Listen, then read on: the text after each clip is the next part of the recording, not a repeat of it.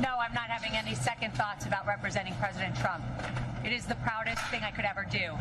What I am having second thoughts about is the license that I stand here with that the people in there are supposed to have. I have not spoken because I respect my ethics while I'm on trial.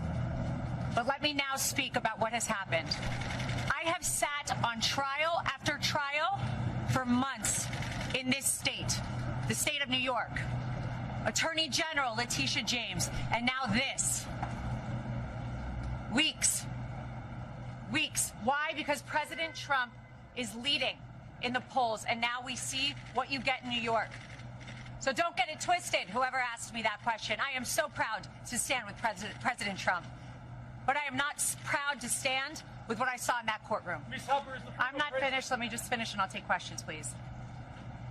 Before I walked into court, that judge decided that every single defense President Trump had, we were not allowed to raise in front of the jury. It is in writing, and I encourage the journalists, the real journalists, to take the minute to look at his orders.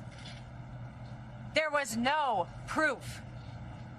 And I couldn't prove that she didn't bring in the dress. There was no DNA. There was no expert. My experts were denied. Two of them were denied to come in. They didn't let me bring up that Reid Hoffman funded Miss Kaplan. And you know what we got in there? That my witness, who was her friend, who said that she is a drug addict and the drug addict is herself. That friend, I found out in there, was paid for by Miss Kaplan's firm, and that is disgusting. That is a violation of everything I stand for, and that is why I stand with Trump. And that is why so many Americans are so proud that he is running again and so excited to run to the ballot box. But don't get it twisted. We are seeing a violation of our justice system. Ladies and gentlemen, you are not allowed to be stripped of every defense that you have. You are not allowed to be told that you can't bring it up. And imagine a point where a judge tells the lawyer, before your client, the former president of the United States, the leading candidate and obvious nominee for the Republican Party, before he takes the stand to defend himself, Ms. Haba, tell me the questions you're going to ask in open court and tell me exactly what he's going to respond. And then edited my questions, edited the response he was allowed to give. And guess what my client did? He took the stand. He abided by the rules of this corrupt system that I have seen.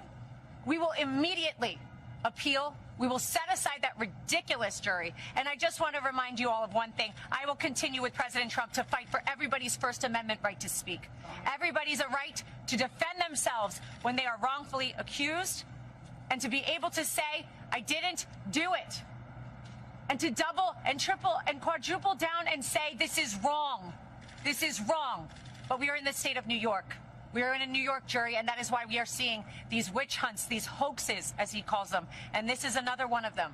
Be brought in New York, in states where they know they will get juries like this. It will not deter us.